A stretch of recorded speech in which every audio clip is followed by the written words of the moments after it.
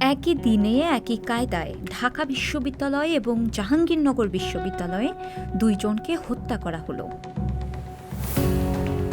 যা নিয়ে সামাজিক যোগাযোগ মাধ্যমে নিন্দার ঝড় বইছে। এদের একজন জাহাঙ্গীরনগর বিশ্ববিদ্যালয়ের শিক্ষার্থী এবং শাখা ছাত্রলীগের সাবেক সাংগঠনিক সম্পাদক এবং অন্যজন দীর্ঘদিন ঢাকা বিশ্ববিদ্যালয় এলাকায় ঘুরে বেড়ানো মানসিক ভারসাম্যহীন একজন যুবক, নাম তোফাজ্জল। বুধবার 18 সেপ্টেম্বর বিকেলে জাহাঙ্গীরনগর বিশ্ববিদ্যালয়ের প্রান্তিক গেট এলাকায় বিশ্ববিদ্যালয়ের সাবেক শিক্ষার্থী শামীম আহমেদকে দেখা যায়। এরপর সেখান থেকে কয়েক দফা পিটিয়ে প্রক্টর অফিসে নেওয়া হয় তাকে। সেখানেও কয়েক দফা মারধরের শিকার হন শামীম।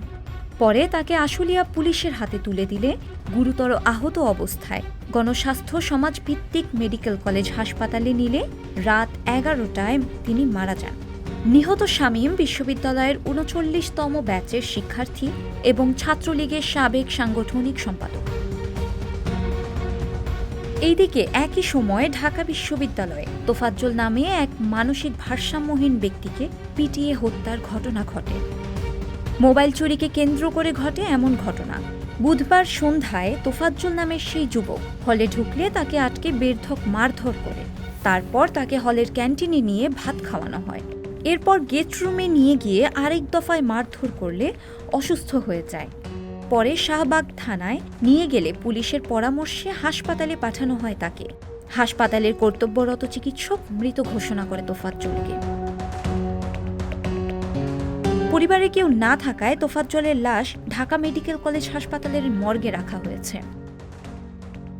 প্রত্যক্ষদর্শীর মতে এই হত্যাকাণ্ডে সবচেয়ে বেশি মারধর করেছেন এবং নেতৃত্ব দিয়েছেন সদ্য পদত্যাগ করা ছাত্রলীগ কর্মী এবং বিশ্ববিদ্যালয়ের উপবিজ্ঞান বিভাগের শিক্ষার্থী জালাল আহমেদ।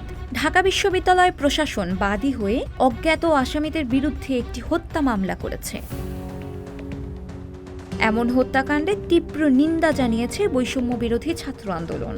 একই সাথে বিচারের দাবি জানায় এই কাজের সঙ্গে যারা সত্যিকার অর্থে জড়িত তাদের খুঁজে বের করা হোক, এমন দাবি শিক্ষার্থীদের। শিক্ষার্থী শামীম হত্যার প্রতিবাদে মিছিল করেছে জাহাঙ্গীরনগর বিশ্ববিদ্যালয়ের বৈষম্য বিরোধী শিক্ষার্থীরা। এই দুই হত্যার ঘটনা নিয়ে গভীর সমবেদনা প্রকাশ করেন সাধারণ মানুষ। ছাত্র জনতাকে সকল প্রকার মব জাস্টিস বা মব কিলিং বন্ধ করতে আহ্বান জানানো হয়েছে। পাশাপাশি আইনশৃঙ্খলা রক্ষাকারী বাহিনীকে নিষ্ক্রিয়তা বাদ দিয়ে আইনের শাসন প্রতিষ্ঠার মাধ্যমে মব জাস্টিস বন্ধের কার্যকরী উদ্যোগ নিতে আহ্বান জানানো হয়েছে। আবরার হত্যাকাণ্ড এখনো ভুলে যায়নি দেশ।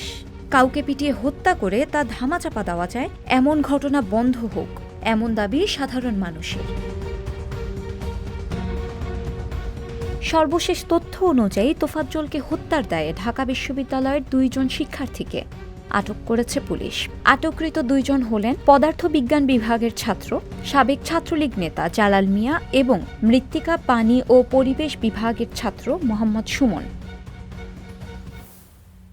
সংবাদ, ফিচার ও অনুষ্ঠানের জন্য ভিজিট করুন সংবাদ প্রকাশের ওয়েবসাইট এবং যুক্ত থাকুন ফেসবুক পেজ ও ইউটিউব চ্যানেলের সঙ্গে।